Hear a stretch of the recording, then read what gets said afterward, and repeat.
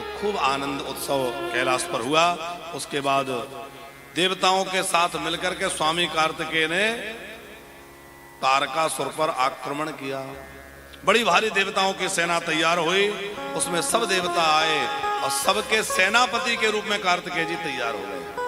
सेनापति बनकर के स्वामी कार्तिकेय गए, बड़ा भारी देवासुर संग्राम हुआ, तारकासुर का संहार हुआ और उसके बाद तारकासुर का वध करके देवताओं को उनके अधिकार कार्तिकेय जी ने दिलवा दिए। अब अपने अपने स्थान में रहो, अपना अपना राज्य, अपना अपना कार्य संभालो।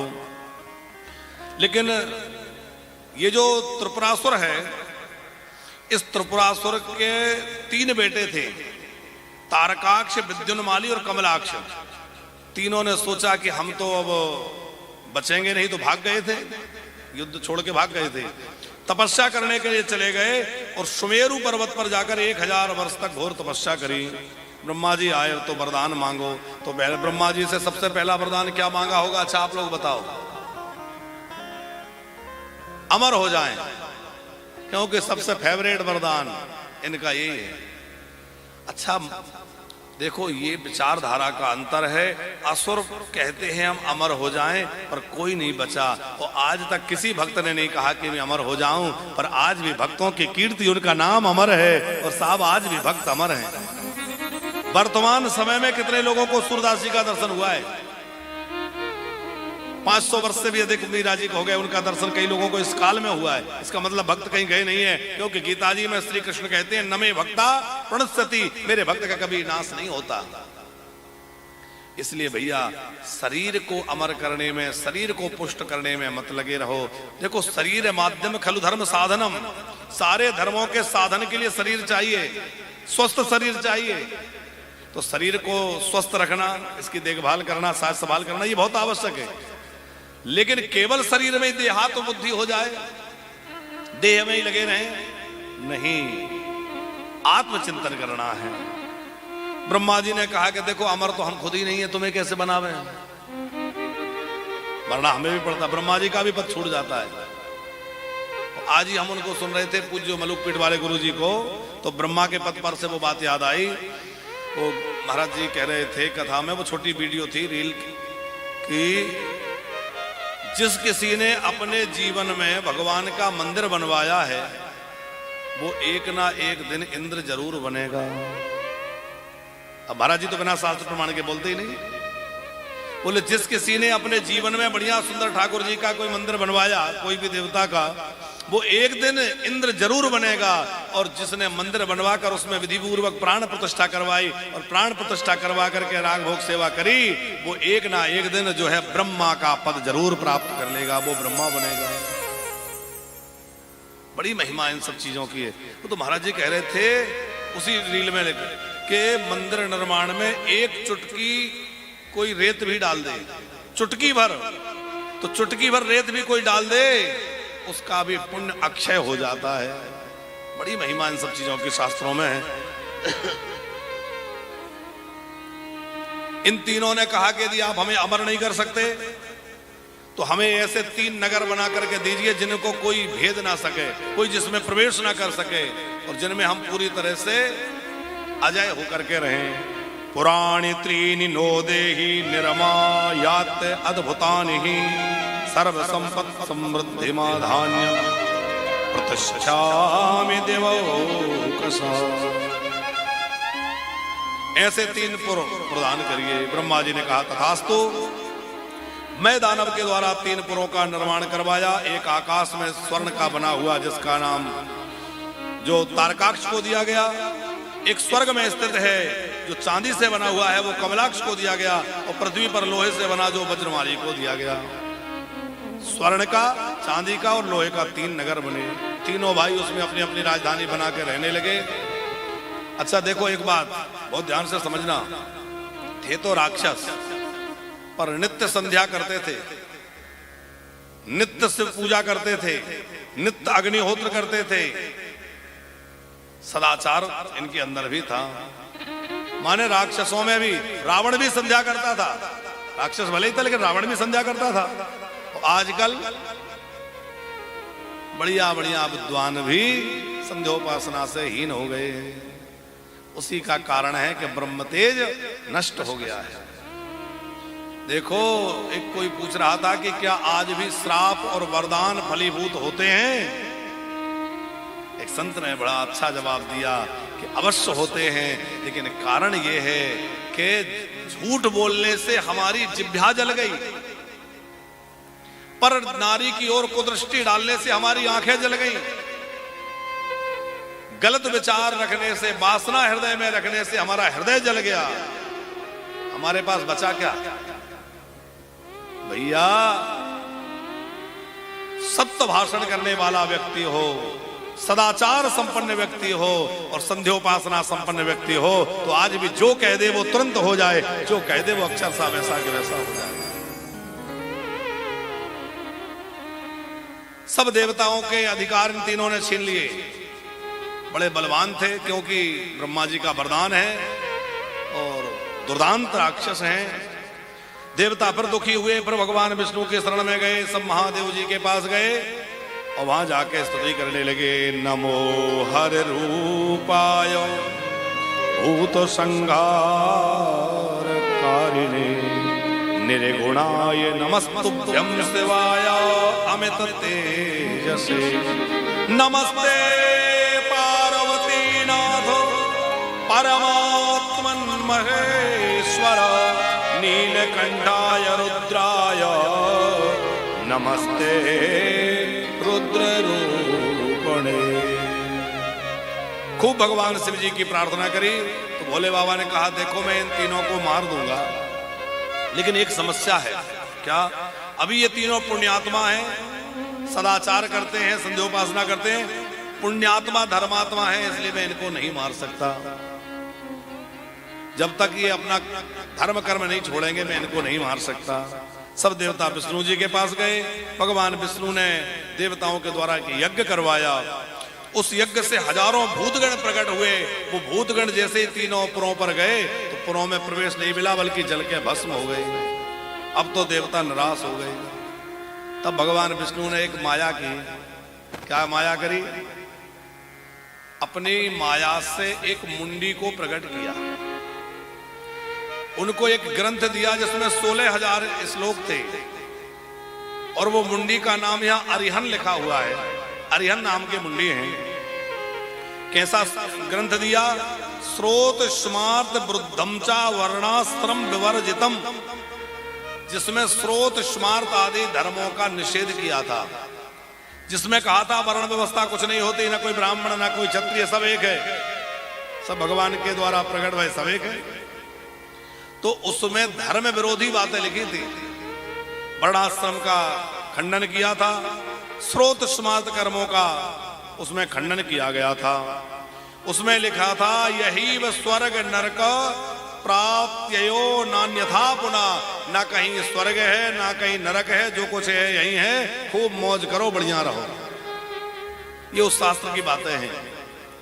उसमें लिखा था ना स्नान करने से कोई लाभ है, न संध्या का कोई महत्व है, न दान करने से कोई लाभ है, ये व्रत वगैरह करना तो बेवकूफी है, ये श्राद्ध मरे मराए लोगों को क्या खिलाना, ये सब बेकार है। ऐसी बातें उसमें लिखी थी। जो हमारे सनातन के आधार है उन्हीं का विरोध था, सीधी सी बात। क्यों बनाया वो शास्त्र? उन तीनों को धर्म विमुख करने के लिए। अच्छा, धर्म कर रहे हैं तो अच्छी बात है, विमुख क्यों कर रहे हैं? बोले धर्म तो कर रहे हैं तो पुण्यात्मा, लेकिन वो जो है लोगों को सता रहे हैं, उनका उद्देश्य अच्छा नहीं है, उनकी क्रिया गलत है, इसलिए उनको धर्म भ्रष्ट करना पड़ेगा। वो मुंडी महाराज जो है वो तामस धर्म का प्रचार करने के लिए त्रिपुर के पास गए, लेकिन पुरों में प्रवेश ही नहीं मिला, घुस नहीं पाए, क्योंकि वो तो आज्ञा थी ब्रह्मा जी की, कोई घुस नहीं सकता। बड़े प्रयास के बाद भी जब मुंडी नहीं घुस पाए तो सोचा अब क्या करें, भगवान का स्मरण किया तो भगवान ने नारद जी को भेजा। अच्छा, एक नारद जी ऐसे महात्मा है कि चाहे देवता हो चाहे राक्षस, सबके यहाँ इनका आवागमन निर्बाधित है, इनको छूट है। नारद जी गए, जाकर कहा अरे दैत्यराज आज तो क्या कहें, जीवन धन्य हो गया। तीनों भाइयों ने इकट्ठा होकर पूछा क्या हो गया? अरे ऐसे गुरुजी मिले हैं, क्या बताएं, हम तो अभी तक अंधेरे में थे, बेकार माला जप रहे थे, जब से परेशान हो रहे थे, अब मिले हैं बढ़िया गुरुजी। अरे महाराज ऐसे कौन से गुरुजी मिल गए? अरे बोले क्या कहें, इतने अद्भुत हैं कि वो तो सीधा ब्रह्म साक्षात्कार ही करा देते हैं। कौन गुरुजी? हमें भी दर्शन कराओ। यदि आप लोगों की इच्छा है तो बोले हम बुला लेते हैं। नारद जी ने मुंडी महाराज को बुला लिया, अप्रो में प्रवेश मिल गया तीनों भाइयों के। अब वो जब मुंडी महाराज आए तो हाथ में एक झाड़ू सा लिए हैं, आगे ऐसे उससे मार्ग बुहार रहे हैं, कमंडलू लिए हैं और अहिंसा परमो धर्मा पापात्मना पर पीड़नम, ये श्लोक बोलते हुए बोले भैया अहिंसा ही परम धर्म है, कोई जीव जंतु न मर जाए। मुंह पर कपड़ा बांध लिया। ये उनका जब तरीका देखा तो लगा कि अरे ये तो बड़े सदाचारी हैं, तो बहुत ऊंचे महात्मा है। महाराज हमें भी उपदेश दो। उन्होंने कहा ऐसे उपदेश दिया जाता है, पहले मंत्र दीक्षा लेनी पड़ेगी, चेला बनो हमारे। अरे चेला बन जाए तो और बड़ी अच्छी बात है। तो तीनों ने इनसे गुरु मंत्र ले लिया, तीनों चेला बन गए।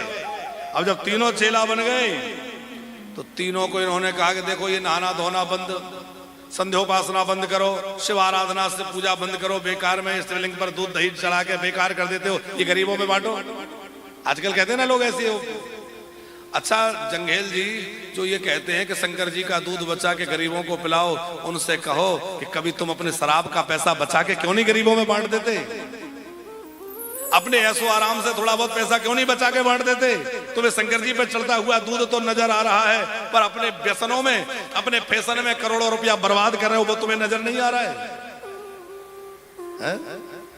शिव जी को चढ़ाया हुआ दूध दही बहता हुआ देखकर वही आदमी ये कह सकता है कि ये व्यर्थ जा रहा है। जो किसी किसान को खेत में बीज बोते हुए देखकर ये कहेगा ये किसान पागल है, तो पूरा मिट्टी में बीज फेंक दिया। यदि किसान मिट्टी में बीज नहीं डालेगा तो फसल कहां से पैदा होगी? उसी प्रकार प्रकृति से प्राप्त जो पदार्थ हैं वो भगवान देवादिदेव महादेव को अर्पण नहीं करोगे तो ये प्रकृति में आगे वृद्धि कहां से होगी साहब? ये सब बढ़ेगा कहां से? उस प्रकृति के पदार्थों को परम पुरुष भगवान शिव को समर्पित करना है, विविध उपचारों से पूजा करनी है। पर उन मुंडी महाराज ने तीनों भाइयों को कहा अरे ये सब बंद करो, ये नहाना धोना बेकार है, ये श्राद्ध तर्पण ये क्या लगा रखा है, सब बंद करा दिया। और जब वो मोहित हो गए, उन्होंने शिवार्चन आदि त्याग दिया, तो राज्य लक्ष्मी उनको छोड़कर चली गई। इसका मतलब है कि जो संध्योपासना त्याग देता है, पूजा पाठ छोड़ देता है और स्नान ध्यान का नियम धर्म छोड़ देता है, उसको राज्य लक्ष्मी छोड़ के चली जाती है। यदि आप चाहते हैं कि हमारे यहाँ राज्य लक्ष्मी प्रतिष्ठित रहे तो आपको ये सब कार्य करना चाहिए। अब भगवान शंकर से देवताओं ने कहा कि देखो आप कहते थे कि वो पूजा करते हैं, वो तो आप सब छोड़ दिए, अब मारो। तब भगवान शंकर ने बड़ा सुंदर रथ तैयार किया। त्रिपुर से युद्ध करने के लिए भगवान शंकर रथ में बैठ के गए। इतना बढ़िया रथ, रथम चा सारथिम दिव्यम कारमुकम सरमुत्तमम पूर्वमंगीकृतम सर्वम उपपाद्यता चिरम। भगवान शंकर ने उस रथ में तमाम दुनिया के सामग्री, धनुष बाण चक्र आयुध त्रिशूल, विश्वकर्मा जी ने उसको ऐसा बना दिया कि विश्व की सारी चीजें उसमें प्रतिष्ठित थी। भगवान शंकर गए, ब्रह्मांड भर की वस्तुओं से युक्त वह रथ भोले बाबा लेके गए। त्रिपुर से युद्ध हुआ और भगवान शंकर ने ऐसा त्रिशूल छोड़ा कि भगवान शिव के त्रिशूल छोड़ते ही तीनों पुर जल करके भस्म हो गए। और वो तीनों पुर तो जले, उनके अंदर ये तीनों दैत्य भी जल के भस्म हो गए। और अगले जन्म में ये तीनों ही शिव पूजा के प्रभाव से शिवगण बने, क्योंकि इन्होंने पहले शिव आराधना करी थी, इसलिए शिव जी के गण बने। बोलिए त्रिपुरारी भगवान की। भगवान शिव का नाम त्रिपुरारी क्यों पड़ा? वो यही कथा है। इस कथा के कारण ही भगवान त्रिपुर का वध करने से भोले बाबा का नाम त्रिपुरारी पड़ा। दूसरी कथा है जलंधर की, कि जलंधर को भगवान शंकर ने कैसे मारा। बड़ी प्यारी कथा है, आप लोगों ने कई बार सुनी है। देवराज इंद्र और देवगुरु बृहस्पति जी भगवान शिव का दर्शन करने कैलाश पर जा रहे थे। भोले बाबा ने इंद्र की परीक्षा लेना चाहिए।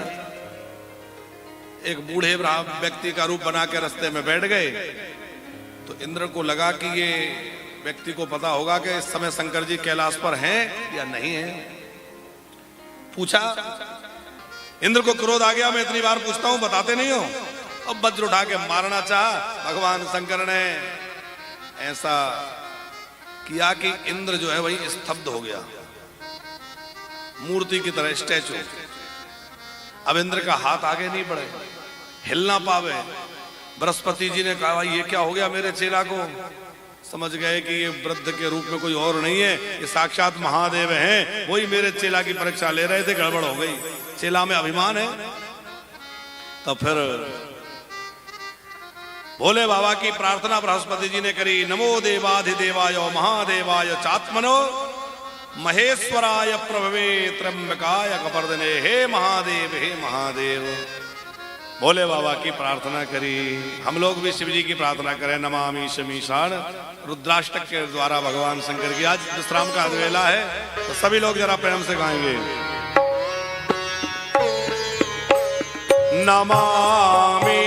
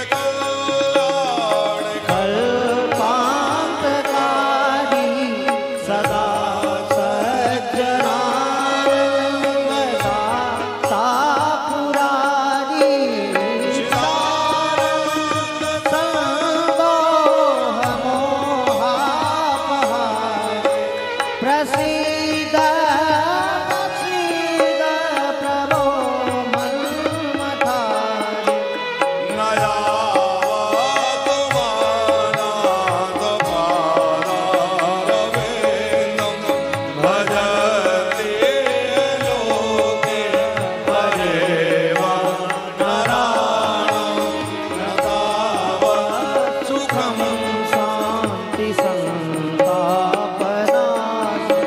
प्रसीद प्रभो सर्वभूताधिपः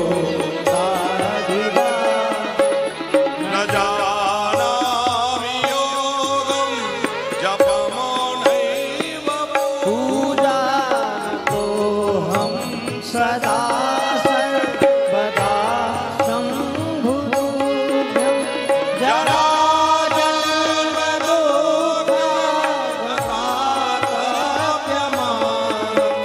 प्रभो पाहि आपन्नमामीश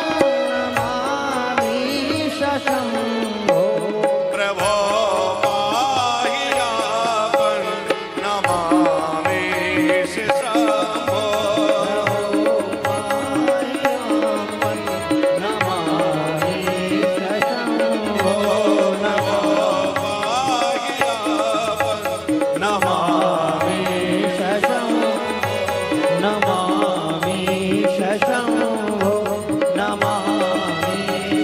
शम्भो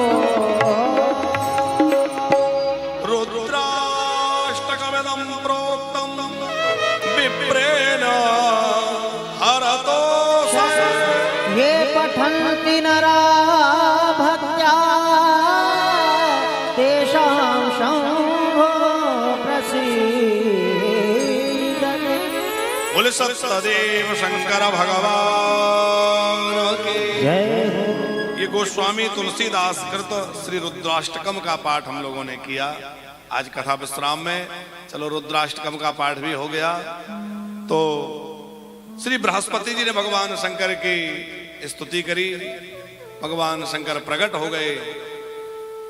भगवान शंकर ने कहा कि तुम्हारे शिष्य ने अपराध किया है, लेकिन बृहस्पति जी ने क्षमा याचना करी। भगवान शंकर ने कृपा करी। इंद्र का हाथ नीचे आ गया, स्तंभन हट गया, लेकिन भगवान शंकर के नेत्रों से जो तेज निकला था, भगवान शंकर ने कहा इसका मैं क्या करूं, अब कहां डालूं? तो बृहस्पति जी ने उसको समुद्र में डाल दिया। अब वो शिव जी का जो क्रोध समुद्र में डाला गया वो एक बालक का रूप ले लिया, जोर जोर से रोने लगा और उसके रुदन से सब लोग परेशान हो गए। सबने ब्रह्मा जी से प्रार्थना करी। ब्रह्मा जी गए, ब्रह्मा जी ने बालक को उठाया। वो बालक इतना पराक्रमी था कि ब्रह्मा जी का गला पकड़ के दबा दिया और इतनी जोर से दबाया कि ब्रह्मा जी की आंखों से आंसू आ गए। तो ब्रह्मा जी ने उसका नाम रखा जलंधर। इसने मेरी आंखों से आंसू निकाल दिए, इसका नाम होगा जलंधर। शिव तेज से ये बालक हुआ है। और फिर जो है उसके सब संस्कार किए और कहा तुम परम पराक्रमी रहोगे। अधुनैवेश तरुणः सर्वशास्त्र पारेगा महापराक्रमो धीरो योद्धा चारण दुर्मदा। तुम जो है परम योद्धा परम प्रतापी रहोगे, परम पराक्रमी, क्योंकि शिव जी के अंश से तुम हुए हो। फिर वो जलंधर धीरे धीरे बड़ा हुआ। कालनेमी की पुत्री वृंदा के साथ उसका विवाह हुआ। पाताल से सब असुरों को उसने बुला लिया, परम पराक्रमी था। असुर जो छुप गए थे उनको बुला लिया और सभा में बैठे हुए अपने गुरु जी शुक्राचार्य जी से एक दिन पूछा, ये बताओ ये राहु का सिर कैसे कट गया? और राहु के सिर कटने की सारी घटना शुक्राचार्य जी ने सुनाई। बोले क्या करें दैत्यराज, ये असुर तो परेशान सदा ही रहते हैं, चले जाते हैं, क्योंकि देवता लोग छलिया विष्णु को साथ में लेकर के ये सब करते। वो समुद्र मंथन वाला प्रकरण पूरा सुनाया, कैसे राहु का मस्तक कटा। जलंधर ने जो है स्वर्ग पर आक्रमण कर दिया। देवासुर संग्राम हुआ, देवता पराजित हो गए। जलंधर जो है स्वर्ग में जाकर के प्रतिष्ठित हो गया। अब देवता भगवान विष्णु के शरण में गए। भगवान विष्णु ने कहा कि जलंधर को मैं नहीं मार सकता। देवताओं ने कहा आप कुछ तो करिए। तो भगवान विष्णु जब लड़ने गए तो लक्ष्मी जी ने हाथ पकड़ लिया। कहां जा रहे हैं? बोले जलंधर से लड़ने। बोले मारना मत। क्यों? बोले मेरा भाई है। भगवान ने कहा तुम्हारा भाई कैसे? अरे बोले मैं भी समुद्र की बेटी हूं और वो भी समुद्र का बेटा है, इस नाते मेरा भाई हुआ। तो यदि आप जा भी रहे हैं तो ध्यान रखिए मेरे भाई को मारना मत। भगवान विष्णु ने कहा ठीक है। अब भैया बात तो रखनी पड़ेगी देवी जी की। भगवान विष्णु ने युद्ध तो किया पर मारा नहीं, और उल्टा क्या किया? भगवान विष्णु ने कहा कि तुम्हारे युद्ध से, तुम्हारे पराक्रम से मैं बड़ा प्रसन्न हूं, वरदान मांगो। अब जब वरदान मांगने को कहा तो जलंधर भी बड़ा विचित्र था। उसने क्या वरदान मांगा? यदि भावुक तुष्टोसी बरमेकम वरदस्व में मद भगन्या मया सार्धम मद ग्रहे सगणो वस। यदि आप मुझसे प्रसन्न हैं तो आप अपने गणों के साथ मेरी बहन जी को लेकर आ जाइए और मेरे नगर में निवास करिए, मेरे घर में रहिए। अभी तो राखी आ रही है, सब बहनें अपने भाइयों के घर जा रही हैं और जाना ही चाहिए, क्योंकि ऐसे पावन पर्वों पर जब बहन घर में आती है तो हमारे घर का सौभाग्य बढ़ जाता है साहब। हमारे सौभाग्य की वृद्धि बेटियां करती हैं। बेटियों को त्योहारों पर न बुलाने से हमारा सौभाग्य रिक्त रह जाता है। केवल हाथ कलाई राखी से खाली रह जाए नहीं, बल्कि सौभाग्य बेटियां बढ़ाती हैं। तो जलंधर भी कह रहा है आप मेरी बहन को लेके आ जाइए। भगवान ने कहा तथास्तु। तो भगवान विष्णु जो है लक्ष्मी जी के सहित उसी के पुर में निवास करने लगे पार्षदों के सहित। अब देवता और परेशान के लो, भगवान की तो रिश्तेदारी निकल आई, अब हम क्या करें। सब देवताओं ने प्रार्थना करी कुछ तो किया जाए। तो नारद जी बड़े दयालु हैं। जंगेल जी, नारद जी ने कहा चलो हम कोई उपाय करते हैं। तो नारद जी गए जलंधर के पास और कहा दैत्यराज तुम्हारे पास सब कुछ है, इतना बड़ा राज्य है, स्वर्ग के तुम राजा हो, तुम्हारे बड़े बड़े मंत्री महामंत्री बड़े बड़े योद्धा तुम्हारे पास हैं, सब कुछ है, पर नहीं है तो एक अच्छी स्त्री। यस्य गृहे सुर रत्नानि सर्वाहि ही जलंधर जाया रत्नम न चित्तानि न शोभन्ते वृथा ध्रुवम। जिसके घर में स्त्री रत्न नहीं है उसका घर सुशोभित नहीं होता। यद्यपि इसकी पत्नी वृंदा है जो महान पतिव्रता है, पर नारद जी ने क्या बहका दिया। अरे दैत्यराज, स्त्री तो त्रिभुवन में सबसे सुंदरी जो है वो एक ही है, पर क्या बताएं वो उस पागल के चक्कर में पड़ गई। वो पहाड़ों में रहता है, रहने का ठिकाना ना खाने का ठिकाना, वहां रहती है। अब वो तो लगता है देख कर के तुम्हारे यहाँ महलों में रहती, यहाँ ऐसी राज्य लक्ष्मी के बीच में ऐसी सुंदरी का काम है, पर वहां उसका क्या काम है। और क्या करें, उनके पिता ने उनके साथ विवाह कर दिया। अब जैसे ही पार्वती जी के सौंदर्य की चर्चा सुनी तो जलंधर ने जो है तुरंत अपने गण को राहु को भेजा, जाओ और जाकर के कैलाश पर शंकर जी से कहना कि पार्वती हमको दे दें। अब राहु गए तो शंकर जी तक तो पहुंच ही नहीं पाए, बीच में ही भगवान शंकर के गण प्रकट हो गए और गण ने जो है राहु को फटकार दिया। हमें लगता है अमृत ना पिया होता तो भस्म कर दिया होता, मार डालते। लेकिन जैसे ही उस राहु को ग्रस्त समाप्त करने के लिए वो गण दौड़े, भगवान शंकर ने कहा बैठ जाओ, तो वो गण बैठ गया क्योंकि स्वाज्ञा थी, बैठ गए। तो आज भी भगवान शंकर के मंदिर के द्वार पर एक गण बैठे हैं जिनका नाम है कीर्तिमुख। वो कीर्तिमुख भगवान शंकर ने कहा था बैठ जाओ, वहीं विराज गए द्वार पर। तो आज भी जब आप शिव मंदिर में जाएं तो शिव जी के द्वार पर दहली को प्रणाम करना चाहिए, क्योंकि शिव जी की दहली के पास में कीर्तिमुख का स्थान होता है। जैसे हमारे घर के द्वार पर जो दहली होती है, आजकल तो दहली बनती नहीं है, पहले तो बहुत बढ़िया दहली बनती थी। तो घर की दहली जो होती है वो भगवान नरसिंह का स्थान माना जाता है। इसलिए शास्त्र की आज्ञा है कि स्त्रियों को कभी दहली पर खड़े नहीं होना चाहिए। किसी को पैर पड़ रहे हैं, किसी का तलक कर रहे हैं तो दहली पे ना करें, कुछ खा रहे हैं दहली पे ना खाएं, और दहली पे बैठना तो कभी नहीं चाहिए। दहली पे जूता चप्पल नहीं रखना चाहिए, गंदगी नहीं रखना चाहिए, झाड़ू नहीं पड़कना चाहिए, कचरा नहीं रखना चाहिए। सब बड़े समझने की, क्योंकि दहली जो है हमारे घर की दहली भगवान नरसिंह का स्थान है। पुराने समय में हमारी माताएं घर की दहली को गाय के गोबर से लीपती थी, वहां चौक पूरती थी, थोड़ा फूल रखती थी, दहली सजाती थी कि नहीं। अभी श्राद्ध पक्ष में अवश्य करना, आप हमेशा न कर पाते हो कोई बात नहीं, पर 16 दिनों तक ये नियम करना। पहले दिन से जिस दिन पितृपक्ष प्रारंभ होता है, गाय का गोबर लेकर के और अपनी दहली को थोड़ा लेपना, और दहली को पवित्र करके उस पर आटे से थोड़ा कुछ स्वास्थ्य आदि बना करके, रंगोली बना करके थोड़ा पुष्प रख देना। क्यों? बोले हमारे घर में हमारे पितृ पधारने वाले हैं। और 16 दिनों तक ये क्रम करना, फिर आप देखना आपके पितृ आपसे कितने प्रसन्न होते हैं और कैसा आशीर्वाद देके जाते हैं। तो हमारे घरों की दहली भगवान नरसिंह का स्थान है, और भगवान शंकर के दहली पर जो है नरसिंह के साथ साथ कीर्तिमुख नाम के गण विराजमान है, उनका पूजन होना चाहिए। राहु ने जलंधर को कहा कि वो तो विवाह के लिए तैयार नहीं है। तब जो है जलंधर ने बड़ी भारी सेना तैयार करी और विशाल सेना के साथ जलंधर कैलाश पर युद्ध करने गया। भगवान शंकर भी युद्ध के लिए तत्पर हुए और बड़ा भारी युद्ध कैलाश पर शिवजी और जलंधर के बीच होने लगा। दोनों सेनाएं भिड़ गईं।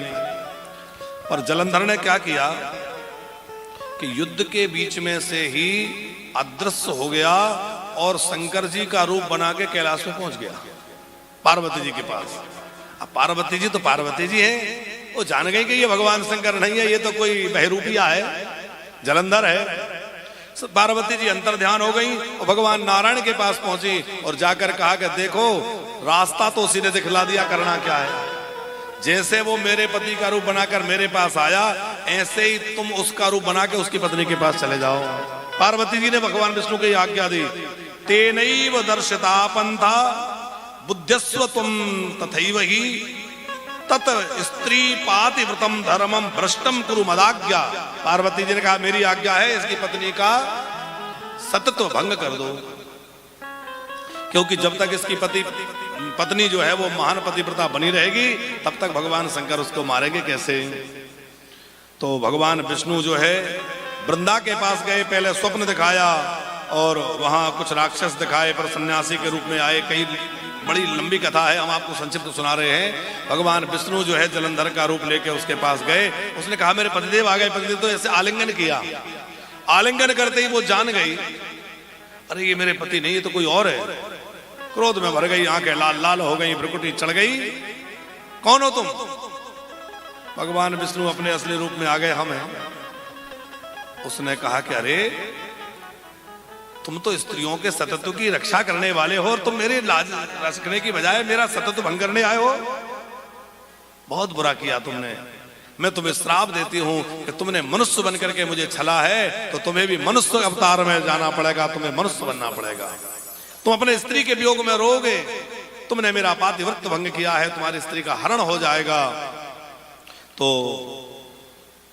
वृंदा ने श्राप दिया। भगवान शंकर वहां प्रकट हो गए, माता पार्वती प्रकट हो गई और उन्होंने वरदान दिया, देवी तुम तुलसी के पौधे के रूप में रहोगी और भगवान विष्णु को अत्यंत प्रिय रहोगी, और जहां भगवान विष्णु होंगे वहां तुम जरूर रहोगी। और हर वैष्णव के घर में, प्रत्येक वैष्णव के घर में तुम पूजी जाओगी और श्रद्धा से युगों युगों तक तुम्हारी पूजा होगी। तुम बड़ा श्रेष्ठ स्थान प्राप्त करोगी। शिव पार्वती का वरदान मिला, अग्नि में समाहित हो गई और उसी के द्वारा जो है धात्री, मालती और तुलसी तीन पौधे उत्पन्न हुए। जो तुलसी जो है वो भगवान नारायण को विशेष प्रिय हुई। अब एक और विशेष बात आपको बतला दें, कई लोग सोचते हैं कि भगवान शंकर को तुलसी नहीं चढ़ती, लेकिन ऐसा नहीं है।